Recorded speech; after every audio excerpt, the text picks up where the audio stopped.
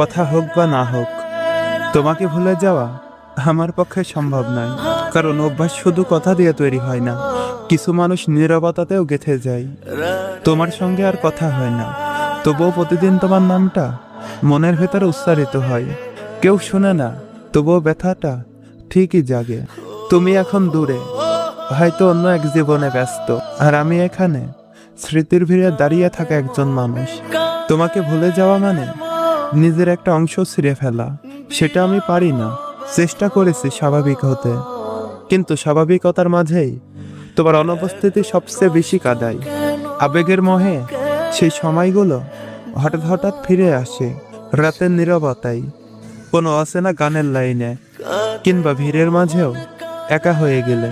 তখন মনে হয় ওই মুহূর্তগুলো শুধু স্মৃতি নয়, সেগুলো আমার ভেতরেই বেঁচে আছে। কথা না হওয়াটা মেনে নেওয়া যায়, কিন্তু ভুলে যাওয়াটা না। কারণ কিছু মানুষ চলে গেলেও থেকে যায় চোখে নয়, বুকের গভীরে। আর সে গভীরতে জমে থাকা ভালোবাসা কখনো ফুরায় না, শুধু নীরবে কষ্ট দেয়। সবচেয়ে কষ্টের বিষয় কি জানো?